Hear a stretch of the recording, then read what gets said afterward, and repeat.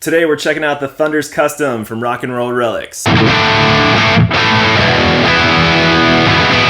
Originally, I wasn't a fan of Relic guitars. They always seemed a little bit tacky to me. I grew up in a neighborhood skateboarding. There would always be the kids that would scratch up their skateboards so they can make people think they know how to skate when they don't actually know how to skate. And I always kind of thought the same applied for guitars. It's like trying to look like a badass or something, but over the years, it kind of grew on me, and as I got into, buying and selling different guitars and amps and stuff like that, you kind of worry about the resale value of these things. And if you bring it to a show or a practice and you bump into a cymbal stand or set it down weird and, scratch little things up here and there, the fact that it's Relic just totally alleviates that, because the thing's supposed to be beat up. So if it comes time to resell the thing and it's got a little scratch on it, it doesn't matter because it's supposed to be beat up. Having said that, some folks are much better at relicking guitars than others, and I think Rock and Roll Relics are some of the best out there. You can go really overboard with the relicking if you want to, but I kind of prefer a more realistic look to it that's not like you drag the thing behind a truck or let your kid go at it with like a power sander or something. But yeah, I think they did a super tasteful job on this one that looks like just an old guitar that you play out of. These guitars are built by Billy Rowe out of San Francisco. I was first turned on to them at the 2012 or 2013 NAMM show. I can't remember which one, but Rock and Roll Relics was sharing a booth with Friedman amplifiers, so I was super hyped to check out both the Friedman amps, and these were the guitars that I got to demo them with, and ever since then I loved the feel and the look and kind of the sleeper Gibson shapes and stuff like that I was all about. The first thing I noticed, in addition to the Relic finish, was just they play incredibly well. The fretwork on them is super smooth, the nut is cut perfectly, and just has like a really, familiar feel to it. It feels like, an old guitar when you pick it up, which is kind of what the whole Relic thing's all about, I think. My only gripe, if I had to pick something, is I'm just a long-time Les Paul player, so I'm used to a really heavy guitar that has that thick bottom end and low mid kind of chunk to it. That's just the nature of a lighter guitar. This guitar comes in at like 7 pounds or something like that, which is awesome to play during a show, but sometimes I'm missing that kind of thuddy low end to it that you can get out of a thicker guitar. But that's not a knock on this guitar, it's just the nature of a smaller, lighter guitar. But it's got plenty of chunk and low end going on right now with this tone. I'm going through the BE100 Deluxe, by the way.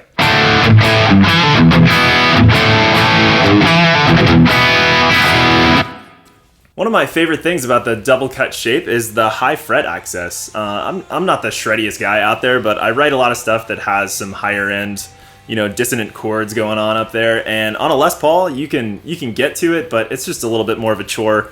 And this makes it much, much easier because your thumb's not hitting a big block of wood back there. So definitely dig that. So yeah, if you get the chance to check one out, I would highly recommend it. Thanks again for watching, and we'll see you next time.